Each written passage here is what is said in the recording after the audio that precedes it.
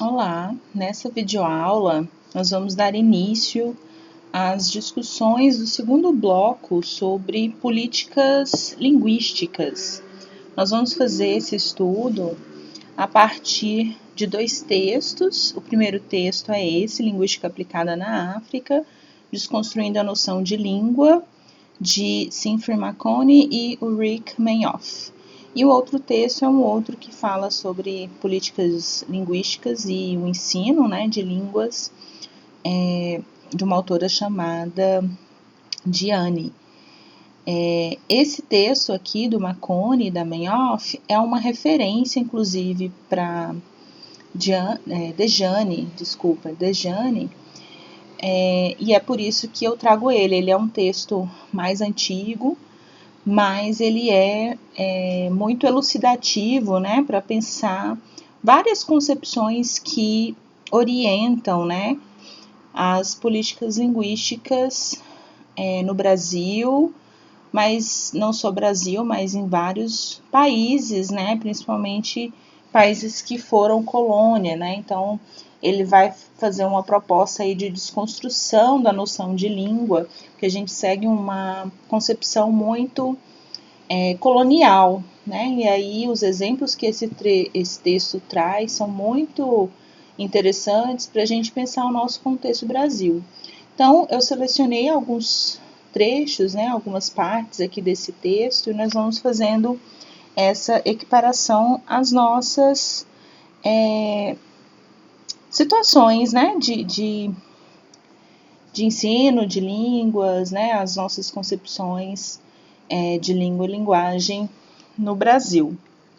Primeiramente, eu apresento a vocês quem são os autores. Siegfried Marconi, ele leciona no Departamento de Linguística Aplicada no Programa de Estudos Africanos da Universidade Estadual da Pensilvânia, nos Estados Unidos. É também professor da Northwestern University, na África do Sul.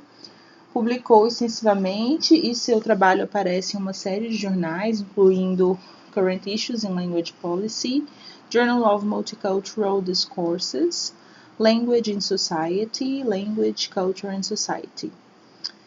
Sua pesquisa é em grande parte em linguística colonial, política e planejamento linguístico, epistemologias do Sul e filosofias da linguagem.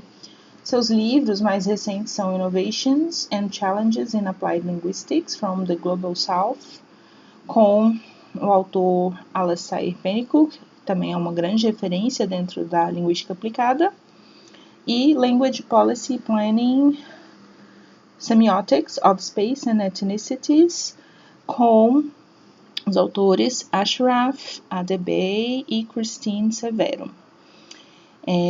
O próprio Marconi é uma grande referência, para os estudos da linguagem, a partir dessa perspectiva decolonial, a partir das epistemologias do Sul. E, como eu disse, é uma grande referência para a gente pensar políticas linguísticas que envolvem, essas concepções de língua, linguagem, planejamento linguístico. A Ulrich Meinhof é uma professora emérita de Línguas Modernas da Universidade de Southampton, na Inglaterra, professora de alemão e estudos culturais. A sua pesquisa combina análise de discurso, análise de texto multimodal, etnografia e história oral.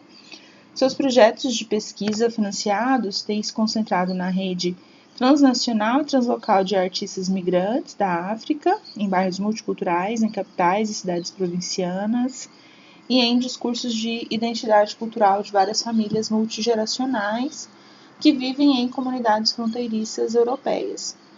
Ela foi curadora de uma série de eventos culturais que combinam performances artísticas com workshops para acadêmicos, grupos da sociedade civil e o público em geral. Então, esses são os dois autores deste texto. Esse texto é de 2006, se não me engano. Primeiramente, eu coloco algumas questões iniciais, que os autores apresentam. Tem-se muito, colocado como problema, a África como um lugar que tem línguas demais, Então, o problema da língua na África envolve ter línguas demais, assim como ter tribos demais. Eles começam o texto falando sobre isso, né? E esse problema, entre aspas, surge a partir da ideia, né, de um complexo multilinguismo africano, né? E isso é decorrente de descrições linguísticas formais. Então, a noção de multilinguismo africano é colocada, né, como se as línguas fossem delimitáveis e por isso ser um problema, né? Então, imagine um mesmo território com uma infinidade de línguas, né? E isso partindo de uma ideia colonial, né, de que a gente deva pressupor um território ligado a uma língua que representa uma unidade, uma identidade, né, de um povo. Então, essa noção que é muito introjetada para gente, né, mas aqui no Brasil, mas também, como eu disse, em vários países que foram colonizados, é algo dessa concepção, dessa ideia ocidental, né, dessa perspectiva colonial. E nesse sentido, né, essas descrições das línguas na África são resultados de uma construção, né? Então foram chamadas, né, determinados registros de línguas, e essas línguas são, portanto, construções. E nesse contexto, né, africano, o letramento teve esse papel muito importante para dar forma aí, né, a essas pressuposições que foram feitas em relação a essas línguas construídas, criadas, né, nomeadas. Então, a teoria linguística na África, como os autores colocam, é muito mais uma teoria do letramento do que uma teoria da linguagem, né? Então, em termos de planejamento linguístico, a solução proposta para superar esse problema, né, da quantidade grande de línguas, era defender o uso de uma única língua europeia como uma língua nacional, porque as políticas africanas baseavam-se nessa política, né, de uma nação, uma língua. E aí eu questiono aqui, né, alguma semelhança com o Brasil? Então, se a gente for comparar, que é esse o objetivo, né, da gente fazer a leitura desse texto, comparar o planejamento linguístico que foi feito, né, no continente africano com o nosso contexto brasileiro, nós tínhamos aqui no nosso território diversos registros, né, linguísticos coexistindo. E se a gente for pensar a partir dessa perspectiva ocidental, colonizadora, seriam várias línguas diferentes, né? Mas são, na verdade, diversas formas de falar que coexistiram, né, antes da chegada, né, dos europeus. E aí o problema, né? Como é que esse povo fala esse tanto de língua sendo uma nação só? Então se introjeta, né, uma ideia de que esse território deve estar conectado com uma identidade nacional e, portanto, uma cultura, uma língua somente. E como existiam várias línguas indígenas, né, coexistindo vários registros indígenas, registros linguísticos indígenas, a solução para esse problema era defender o uso de uma língua só, que iria dar essa ideia de unidade. E qual a língua foi, e qual língua, né, foi escolhida como língua nacional aqui no Brasil? O português. Né? Então, o português, a nossa língua portuguesa, não é uma língua originária, né? É uma língua herdada da colonização, que foi colocada como proposta aí de superar o problema das grandes quantidades de línguas que existiam, né, nesse período. Então, a gente tem uma semelhança muito grande com o que acontece em África, com o que acontece em diversos outros países que foram colônia. Então, a gente percebe aí um projeto colonial de dominação, né? Essa política, né, de formar um povo, um território, uma língua, uma cultura, uma identidade. Então, esse ideal de unificação, ele é um ideal que foi imposto, né? Ele não é um ideal, uma política herdada, né, dos povos originários. E esse ideal, pelo contrário, acaba por apagar determinados grupos e suas respectivas culturas, línguas e também identidade. Então, essas são as questões iniciais que orientam a discussão nesse texto do Marconi e da Menhoff. E aí eles vão propor aí a desconstrução dessa concepção de língua, né? Então, o objetivo do texto é ilustrar como as línguas são construídas socialmente, então elas não são naturais, né? A gente não tem as línguas que nós conhecemos como postas, né? E as consequências dessas construções para a própria compreensão do que seja língua. Outro objetivo é examinar as pressuposições sobre língua construídas na África, no contexto do colonialismo e na África pós-independência, e como elas podem ir ao encontro ou, algumas vezes, distorcer práticas linguísticas predominantes, pois as expressões linguísticas constituem uma forma de intervenção social. E, por último, indicar que os modos pelos quais as línguas africanas são socialmente construídas têm relevância para além do continente africano. Então, aqui a gente pode pensar no nosso contexto Brasil, assim como em todos os outros países que foram colonizados. Então, eles têm esse objetivo, né, de expandir essa visão, né, indicar como que a forma como se deu esse planejamento linguístico na África foi reproduzido, né? Então, esse processo tem relevância para além do continente africano, né? Para a gente aqui também compreender como foi feito o planejamento das línguas aqui no nosso país. Então, primeiramente, né? O que eles querem dizer com a afirmação de que as línguas africanas são construções sociais, né? Então, a língua é uma invenção, uma construção, exatamente como outras categorias, como o tempo. Então, é interessante esse exemplo que eles dão do tempo, que dá para a gente, né, entender aí esse sentido dessa construção social. Então, o tempo também é uma categoria que foi construída socialmente. Não que antes não existisse tempo, né? Noção de tempo. Então, pensando na rotação da Terra em torno de um eixo, a organização em segundos, minutos, horas, dias, semanas, meses, anos, é uma invenção. Então, a gente tem a noção do tempo existia, nós sabemos, né, que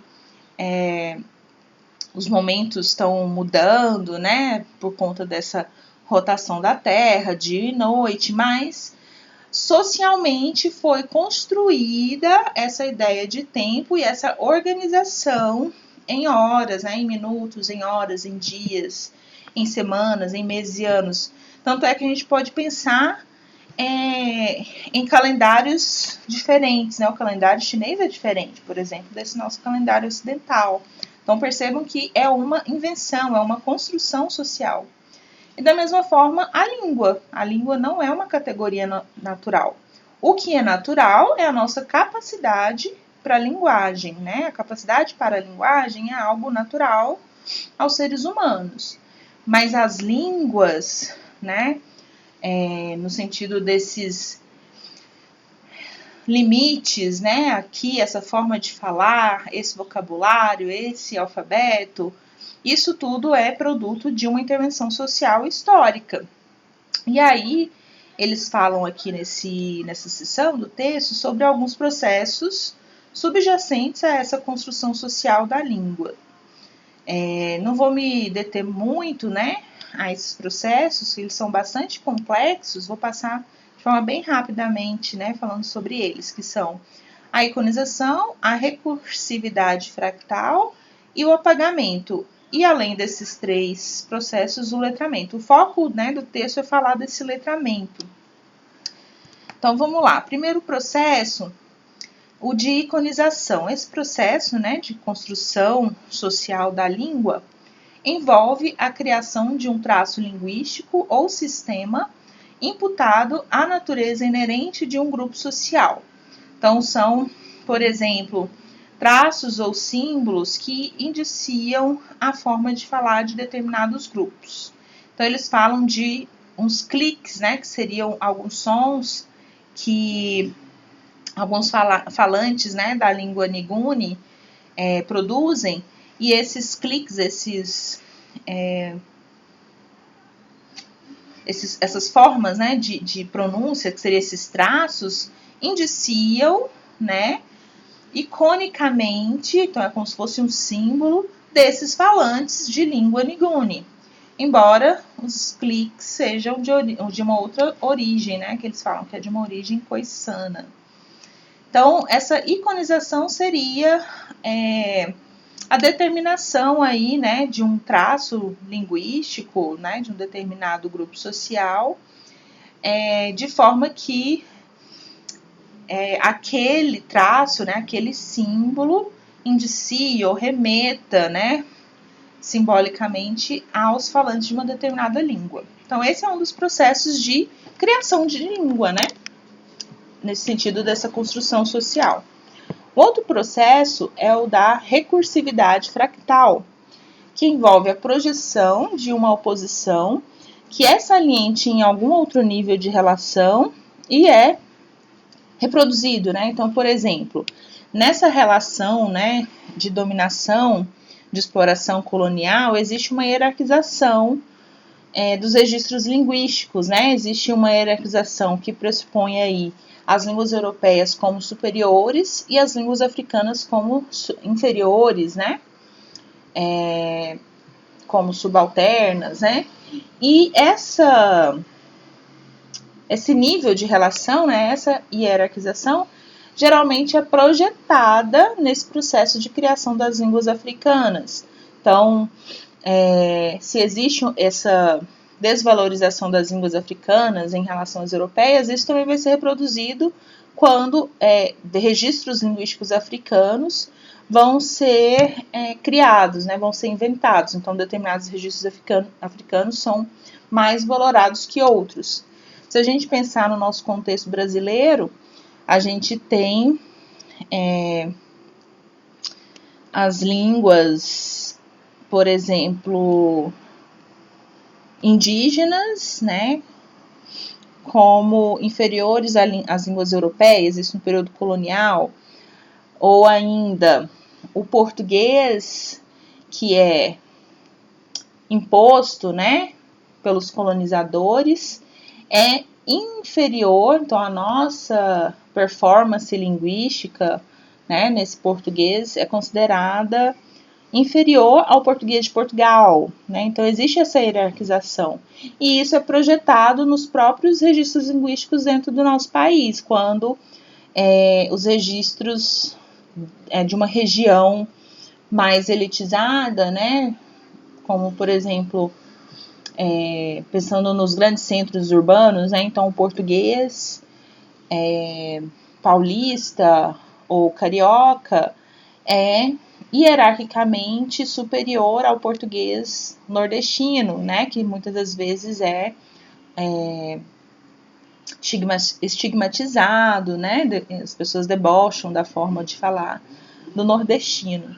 Então, esse processo aqui, né, dessa recursividade fractal, significa isso, essa projeção de uma posição que existe, né, em um nível e é colocada nesse outro dentro do próprio país, dentro desse continente africano. E um outro processo é o apagamento, né? O apagamento, como o próprio nome diz, envolve essa exclusão de determinados registros linguísticos das inscrições. Então, nesse processo de planejamento das línguas na África, o que não conseguem colocar dentro das caixinhas, né? Dentro das línguas que eles estão nomeando, por contradizer algumas pressuposições. Bom, esse registro aqui ele foge muito da forma de funcionamento dessa língua aqui. Aqui eles estão mudando a estrutura, não cabe dentro do que a gente está considerando língua Nguni, por exemplo. Então, a gente não vai nem colocar na nossa descrição. Então, eles apagam, né, determinados registros dessas descrições por contradizer ali aquelas pressuposições dominantes. Então, em resumo, né, de forma bem rápida mesmo, esses são os 3 processos que os autores citam aí, né, como processos que fazem parte dessa construção social das línguas, né? E além desses 3 processos, eles incluem o letramento, estritamente definido como produção e recepção de textos escritos, né? E aí, então, a supervalorização da escrita em detrimento da oralidade, né? A redução das formas de oralidade à escrita e seus usos no letramento e na instrução, que levou à emergência, né, ao surgimento de línguas africanas. Então, o processo de descrição linguística reduz, né, a oralidade à escrita. E aí é que quando se tem no papel, né, escritinho, descrito essa língua, é que se diz que essa língua surgiu. Então, coloco no papel, agora ela tem um alfabeto, uma organização gramatical, uma estrutura, né, descrita, então agora eu posso chamar de língua. E aí a oralidade fica restrita, né, a língua se restringe a esse registro escrito, a esse processo que eles estão chamando de letramento aí, né, como produção de textos escritos. Aí eu trouxe um trecho aqui, né, que é lá da página 194, 195, que os autores diziam o seguinte: quando argumentamos que o encontro colonial facilitou a emergência ou o surgimento de línguas na África, não estamos dizendo que antes do colonialismo e do letramento não houvesse nenhuma oralidade na África, ou que houvesse menos fala antes do colonialismo, mas que o retalhamento dessas formas orais em línguas e alguns dos nossos modos atuais de pensar a língua na África são um produto do letramento e do colonialismo. Então, esse destaque aqui é meu, né?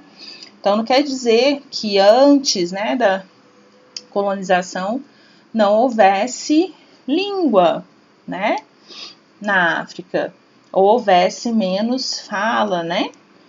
O que acontece é que essa descrição, né, das formas orais, esse retalhamento das formas orais em línguas são esse produto aí desse processo de invenção, né, do letramento, do colonialismo.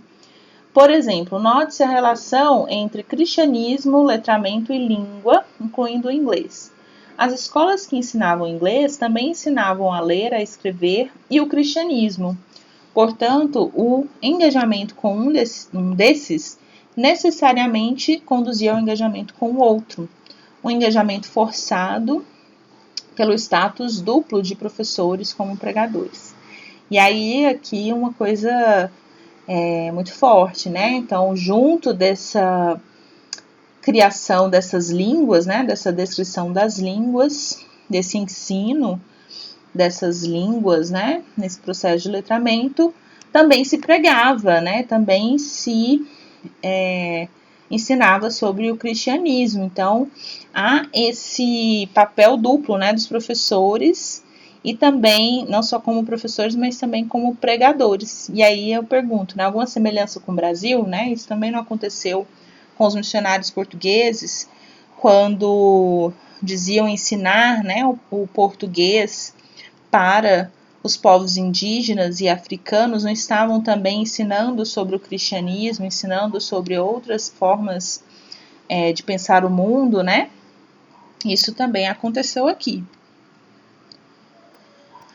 E aí, os autores vão colocar, né, a importância do público leigo para pensar a língua, né, dentro da área da linguística aplicada.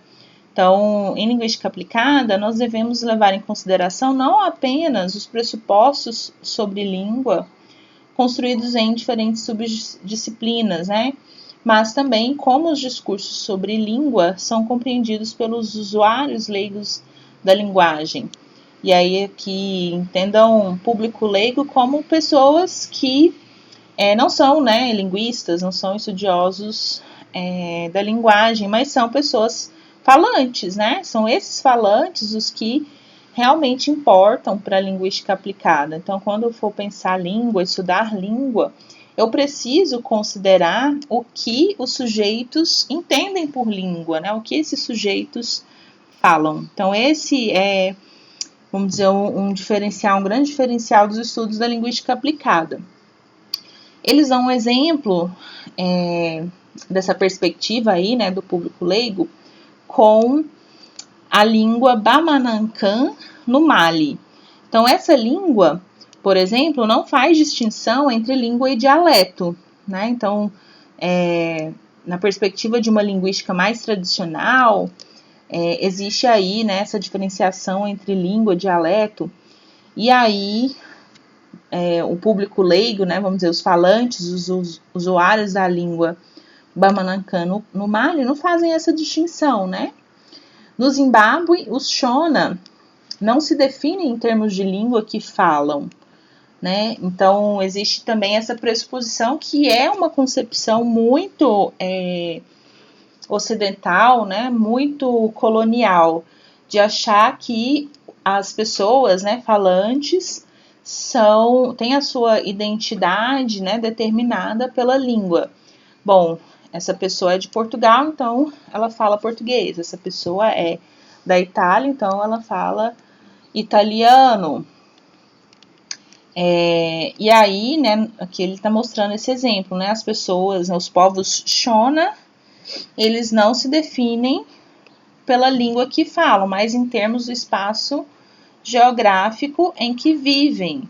Então, as crianças da terra, os Vana-Vevo, então eles vão ser chamados de Vana-Vevo, não quer dizer que eles falam uma língua chamada Vana-Vevo, entendem? Não há essa relação que é muito comum para essa perspectiva colonial.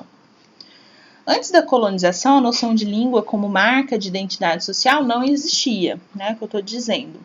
Então, ao falar de comunidades sem línguas, não é que esses contextos envolvessem menos usos de línguas ou ausência de fala, né, ou oralidade.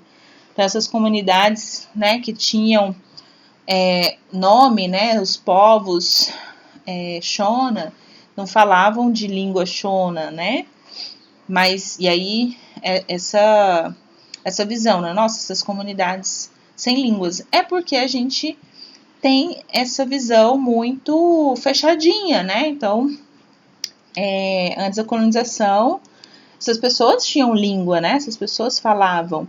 E aí, após a colonização, é que há uma intervenção, né? No sentido de criação dessas línguas, de delimitação, de nomeação.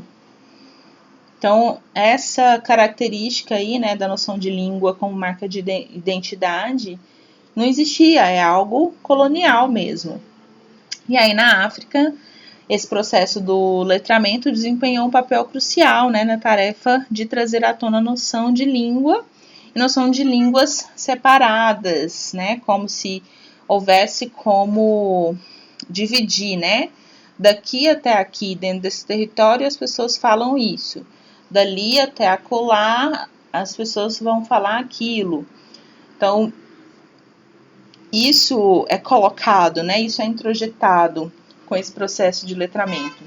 As línguas e as metalinguagens, né, por exemplo, os livros, as gramáticas, os dicionários, que são instrumentos que vão validar, né, esse processo de criação social das línguas, emergiram literalmente como parte desse projeto colonial cristão. E o processo de construção social das línguas continua, né? Então, ele não finalizou, né? Ele segue, né? Existe uma política constante, um tensionamento constante nesse sentido de manutenção dessa ordem, né? Dessa bagunça das línguas na África, assim como em vários outros países, inclusive o nosso. Então, para a linguística aplicada, é possível formular conceitos sobre língua fora de arcabouços eurocêntricos? Né? Então, essa é a pergunta que eles fazem, né? Diante desse entendimento de que as línguas são criações, né? São construções sociais, coloniais, eurocêntricas, é possível a gente, enquanto estudiosos, né, da área da linguística aplicada, que se propõe em uma postura de pesquisa decolonial a partir das periferias, né, pensar a língua de forma diferente? Isso só seria possível se a gente revisar, né, alguns pressupostos. Então, Marconi e Melfi vão se propor a fazer isso, a rever alguns pressupostos que são recorrentes sobre a situação linguística na África. Quais são os pressupostos recorrentes? Primeiro, o de que a função primária da linguagem é transmitir informação factual. Um segundo pressuposto, o de que as línguas existem ontologicamente fora de um evento comunicativo. Um outro pressuposto de que as línguas são compreendidas como constituídas, né, de unidades distintas, como se as línguas fossem separáveis, né? E um último pressuposto de que as línguas têm nomes. E aí eu vou colocando aqui sobre cada um desses pressupostos, né, o que eles vão criticando e mostrando, né, com exemplos, tentando reconstruir, como perguntas, né? Será se as línguas são mesmo meio de transmissão de informação? E aí eles fazem essa comparação com a metáfora do conduto, né? Pensar a linguagem por meio da metáfora do conduto pressupõe sua função primária transmitir informação factual. Então, linguagem é vista como meio de instrução, né? De transmitir uma informação. Essa metáfora, ela exerce uma influência muito grande, né, em nosso pensamento sobre a linguagem, como se pode ver pelos discursos de planejamento linguístico na África, como parte desse paradigma Estado-nação, né? Então, existe esse projeto colonial cristão, em que as línguas são criadas e elas não são criadas de forma autônoma, né, dissociada de outros objetivos, né? Então tem esse objetivo cristão, né, de cristianizar esses povos, né? Então as línguas são para instruir, né, sobre as perspectivas coloniais, né, sobre as perspectivas europeias. Por isso aqui a concepção de linguagem aqui é como transmissão, né, como meio de instrução.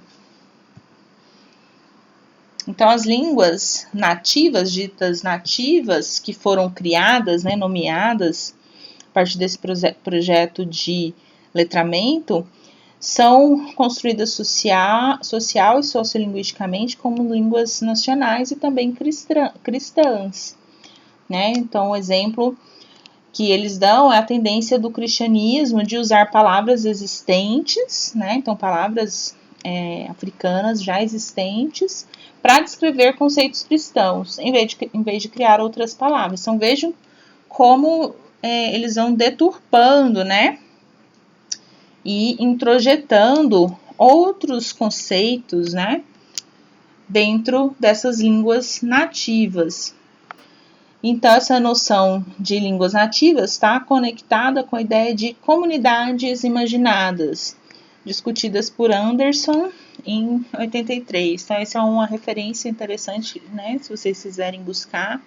Ele fala sobre a construção dos Estados-nação no século XVIII, que pressupõe aí essa ideia, né, para um Estado ser soberano, né, é preciso que o seu território tenha fronteiras muito bem definidas, o seu povo precisa compartilhar uma mesma cultura, uma mesma língua, uma mesma identidade nacional.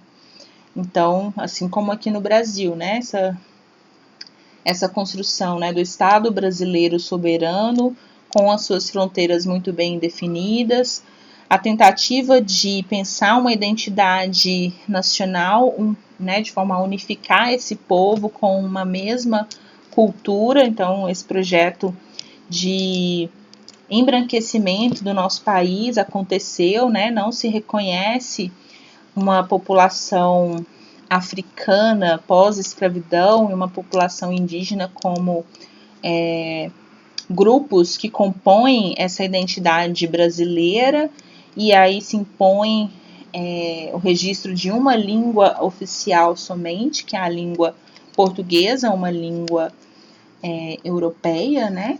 E para dizer, né, dessa identidade nacional muito coesa, muito unificada. Então, tudo isso foi projeto, né? Não sem resistências, né? Então, é importante a gente deixar isso evidenciado, né? Existe toda uma resistência dos povos indígenas e dos povos africanos. E como consequência dessa construção das línguas nativas, a promoção de uma língua padrão para uso institucional nas escolas, e as ditas variedades, né, que seriam os registros africanos, em outros domínios, como as práticas linguísticas em casa. Então, vai acontecendo aí, né, uma hierarquização dessas línguas, das diferenças entre a pedagogia, conforme praticada nas escolas, e a pedagogia conforme compreendida nas sociedades africanas tradicionais, né? Então, além da língua que é colocada como superior, essa língua padrão europeia de uso institucional, que tem um trânsito muito livre na rua, nesses espaços institucionais, e as outras variedades, o próprio termo vai estigmatizar e diminuir, né, a importância desses registros linguísticos africanos, reduzidos a um contexto muito particular, muito caseiro mesmo, né? E aí pensando a própria educação, né, de conhecimentos tradicionais, fica num âmbito muito mais inferior, né, estigmatizado. Então, tudo isso é consequência desse processo de criação, de construção dessas línguas nativas, né, do registro dessas línguas africanas. E aí os autores vão dar uma alternativa, né, pensando o processo de ensino de línguas, e aí a proposta de usar materiais baseados em textos autênticos de variedades diferentes, né? Então, a pergunta é, então eu não devo ensinar essa língua padrão, esse português padrão, né? Pensando aqui, por exemplo, no nosso contexto brasileiro, não devo ensinar as línguas europeias, né? Não devo ensinar as línguas estrangeiras europeias, o inglês, por exemplo, né? Que tem toda essa influência nos países. Não é esse o caminho, né? Até porque é muito difícil a gente pensar um apagamento de toda essa colonização, né? De toda essa construção colonial que nos compõe, né? Mas apresentar outras variedades, né? Diferentes, outros registros linguísticos. E aí eles estão falando disso na África, né? Não só a promoção dessa língua padrão, que seja, né, o inglês, né, a língua oficial de um determinado país africano, ou o português, mas as outras línguas africanas também, trazendo textos autênticos, né? As línguas africanas não precisam ser padronizadas para serem ensináveis. Estão pensando aí nessas línguas nativas que são padronizadas, né? Eu vou trazer só isso? Não, vou trazer outros registros que não são padrão. Eu estou destacando isso, né, porque é um tópico que aparece lá no texto da Dejane, que nós vamos ver na semana que vem. Um segundo pressuposto, as línguas existem antes do evento comunicativo em si, né? Então, esse pressuposto é algo que está colocado, né? Como se as línguas existissem ontologicamente, né? Pensando nessa natureza do ser, antes mesmo das pessoas comunicarem, né? Se engajarem em uma situação interativa. Então, essa ideia, esse pressuposto, é uma concepção muito estruturalista, né? Vocês já devem ter estudado Saussure, por exemplo, né? A noção de língua, nessa perspectiva, envolve essa concepção, né? De língua como sistema, né? Como se ela existisse fora e anterior ao evento comunicativo. Então, ele deixa de lado, por exemplo, o estudo dos sujeitos que falam, né, a língua em uso. Então, essa concepção aqui, que está presente, né, nesse processo de planejamento das línguas na África, vem dessa compreensão, né? Então, isso é introjetado, né, é uma concepção muito ocidental, né, e aposta nesse processo de criação das línguas africanas, né? Assim como pra gente, a gente também tem a influência dessa concepção no Brasil. E se a gente for compreender a língua diferente disso, né, a gente vai entender que não é assim. As línguas, elas vão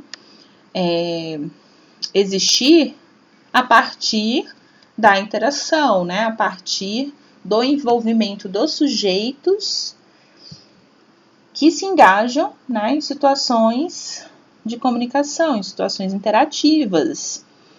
Então, língua como sistema dissociado do falante, pré-existente ao falante, é algo que está posto aí, né, nesse processo de construção das línguas. Essa tradição estruturalista na linguística africana reflete algumas crenças sobre como se pensava, né, que as línguas eram faladas. Então, se acreditava, por exemplo, que a pessoa só sabe falar se ela souber a gramática. A gramática é um pré-requisito da fala. E eu digo assim, né, mas a gente ainda tem a influência dessa crença até hoje, né? Não só na África, na linguística africana, mas também aqui no Brasil. As pessoas falam coisas do tipo, eu não sei falar, e tá falando. Não faz muito sentido, né? Eu não sei falar português, porque eu não sei gramática, eu não sei nada de gramática. Como se a gramática fosse um pré-requisito para saber comunicar, saber se comunicar, né? Então, essa crença, né, sobre como as línguas eram faladas e não como elas são de verdade.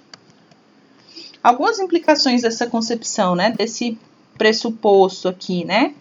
As regras gramaticais são estabelecidas e retratadas como se operassem de modo autônomo, independente dos falantes. Os falantes nativos são preteridos, né, são ignorados, né, pelos especialistas como especialistas legítimos de suas próprias línguas. Então, as pessoas que falam determinada língua deveriam ser consideradas pessoas especialistas legítimas dessas próprias línguas, e não quem está de fora, né, como os linguistas europeus, ou americanos, ou africanos educados no Ocidente, que vão lá e descrevem aquelas línguas, né, africanas e prescrevem as regras gramaticais. Então, percebam, né, a implicação desse pressuposto de forma tão violenta, né? Um terceiro pressuposto, acho que as línguas são unidades distintas. E aí eu pergunto, elas são, né, unidades distintas? Então, aqui eles falam bastante do censo, né, na África, a ideologia do censo, que pressupõe que a língua é constituída por sistemas distintos, né, como se fossem entidades individuais. Então, para contar quantas línguas são faladas aqui nessa região, eu preciso saber quais são. Então, eu vou precisar delimitar onde começa e onde termina uma e outra, né? Então, o censo, ele não só vai criar visões oficiais sobre as construções, né, das línguas na África, como também outras categorias, como raça e etnia, por conta dessa visão também que associa língua a um determinado grupo, né? Então, vão se criar ali no censo algumas categorias linguísticas, assim como algumas categorias raciais e étnicas. E aí um exemplo, né, para pensar nessa noção aí, nesse pressuposto, né, de que as línguas são mesmo unidades distintas. Então, eles trazem um trecho, né, de uma sessão de um obituário de outubro de 99 do Herald e do Sunday Mail, que são jornais nacionais do Zimbábue. E aí a pergunta que fica, né, a qual língua esses enunciados pertencem? Então, no obituário está escrito assim: Baba, it's been 6 years. Tavi Nyerere, rest in peace, Vana Venue. Traduzindo para o nosso português: papai, 6 longos anos se passaram, agora são órfãos. Descanse em paz, seus filhos. Então, o registro que está lá no obituário mostra aí, né, a coexistência de, vamos dizer, línguas diferentes, né? Se a gente for pensar em línguas como unidades separadas. Mas aqui a gente não vê uma separação, né? Então, a pessoa que escreveu nesse obituário utilizou de registros linguísticos do inglês, assim como de uma outra língua africana. Outro exemplo. I long for the time we spent together. The Lord gives, the Lord will take away. Udu Wango Harupei Wakakura Samakomo Wadazama Samadziva Rugozimba Kunjerufo Till we meet. Desculpem aí, porque eu não sei como é que é a pronúncia aí dessa língua indígena, africana, né? E traduzindo para o nosso português: sinto saudades dos tempos que passamos juntos. O Senhor dá, o Senhor tira. Meu amor é infinito. É tão grande como uma montanha, tão profundo como um rio, tão forte como a morte. Até quando nos encontrarmos novamente? Então, aqui um outro exemplo, né? Uma homenagem aí, né, dessa sessão de obituário em que a pessoa escreveu utilizando registros de 2 línguas distintas, né? Mas aí a gente percebe que as línguas não são unidades distintas, né? A pessoa aqui está usando tanto registros do inglês quanto registros de uma língua africana, né? Então, será se as línguas são mesmo unidades distintas, né? Então, aqui a gente vê que não. Então, quais são os problemas, né, desse pressuposto? A pressuposição de que todos os enunciados estejam necessariamente em uma língua, né? Então, esse é um problema, né? E os usos mostram pra gente que não, né? Que os enunciados, eles não estão somente em uma língua. As línguas criadas, né? As línguas, então, estou colocando sempre entre aspas, as línguas criadas que representam variedades que não são faladas por ninguém. Então, às vezes, se criam línguas, se nomeiam registros como se fossem outras unidades, né? Enquanto que aquilo não é uma língua falada por grupo nenhum. Outro problema, a associação de uma língua a uma etnia ou grupo social, né? Que esse é o problema do censo, né? Que acaba inventando categorias e, por consequência, criando, né, outros povos, né, nomeando grupos com propósito de governabilidade. Então, percebam que há esse fim, né? E outro problema, os apagamentos que acontecem também de outros povos e outras línguas. Então, às vezes não conseguem delimitar, né, como seguindo esse pressuposto, e acabam apagando, não registrando também. Então, a gente percebe que os falantes não fazem uso de forma separada, né? Então, o que acontece nesse contexto africano, com essa bagunça linguística, entre aspas, é isso, né? Existe um uso linguístico, né? em que as pessoas recorrem a registros variados para interagir, né? E são perfeitamente compreendidas, né? Compreendem e são compreendidas. Um exemplo disso é o que eles chamam de linguacismo duplo, né? Lá na página 205, e esse linguacismo duplo ele acaba sendo apagado nos registros linguísticos. Então, quando a gente pensa nesse conceito de multilinguismo, esse conceito é um conceito muito colonial, né? Porque ele pressupõe a existência de várias línguas, né? Multilíngue, várias línguas diferentes, separadas, intertraduzíveis. E aí a gente dizer que a África é multilíngue também é incorrer nesse pressuposto, assim, né? Nesse erro, né? Como se houvesse essa separação, essa separabilidade de diversas línguas, enquanto que acontece um movimento em que as pessoas vão interagir recorrendo a registros linguísticos variados. E a proposta é, por que não pensarmos em repertórios linguísticos, né, que eu estou dizendo? Os falantes vão mobilizar os repertórios que conhecem, que têm acesso ao longo das suas trajetórias de vida e conseguem engajar nas interações, né, de forma inteligível. Para finalizar, o nosso último pressuposto colocado lá pelos autores é o pressuposto de que as línguas têm nomes. E aí a minha pergunta, as línguas têm nomes? Então, o letramento e a política tiveram um papel crucial na nomeação das línguas africanas. Essa nomeação foi iniciada por pessoas não africanas, letradas em línguas europeias e em árabe. Então, percebam, né, a influência de outro pensamento não africano sobre um contexto africano que vive, né, que pensa a linguagem de uma forma diferente. Então, esse processo ele acaba se dando de forma arbitrária, né, com muita diferenciação entre as formas de falar das pessoas ou com pouca diferenciação. Então, quando há muita diferenciação, acabam criando novos grupos ou novas línguas que acabam não sendo faladas por ninguém, porque não tem esse entendimento, né? Ou, se há pouca diferenciação entre as formas de falar, acabam apagando, né? Algumas formas.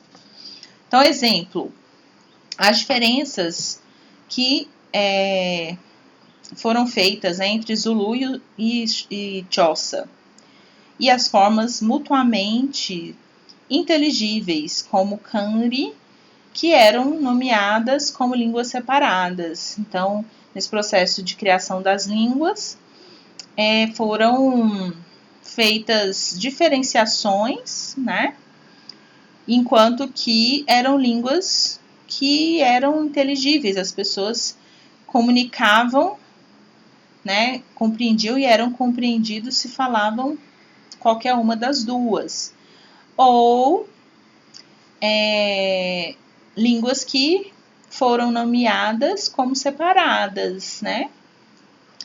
O oposto também ocorria quando formas de falar eram compiladas e fundidas em uma mesma língua, né? Como eu dizia, registros que eram diferentes, mas que eram registradas como se fossem da mesma língua.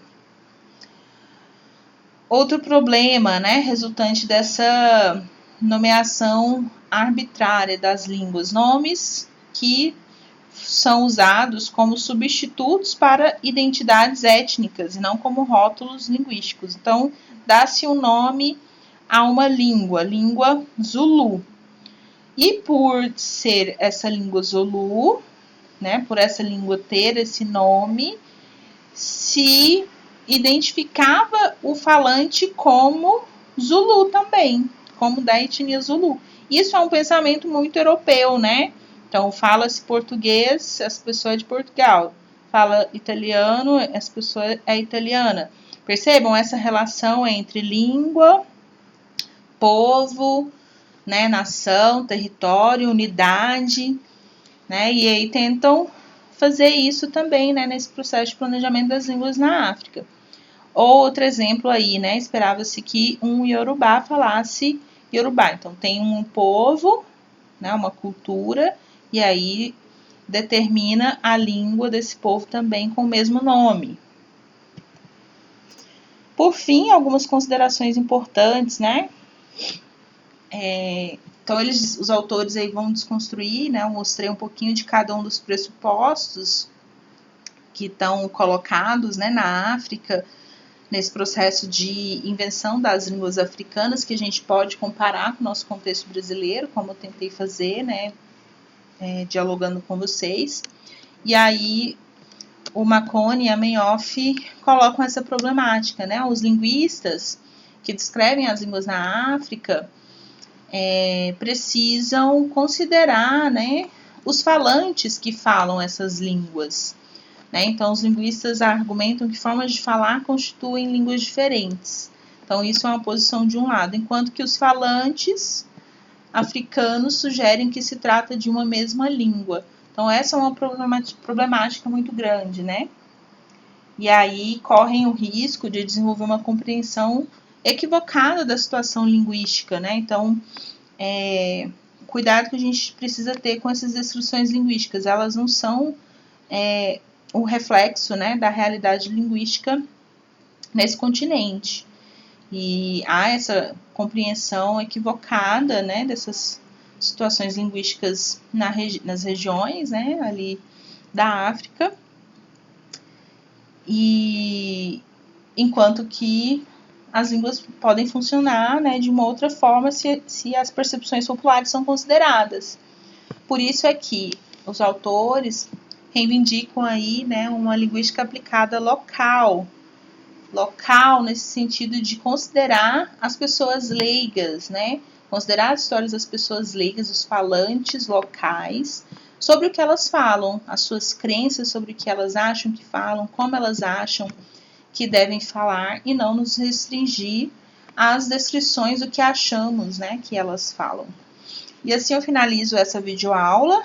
Na sequência, na próxima semana, nós falaremos sobre política linguística e linguística em ensino de línguas no Brasil,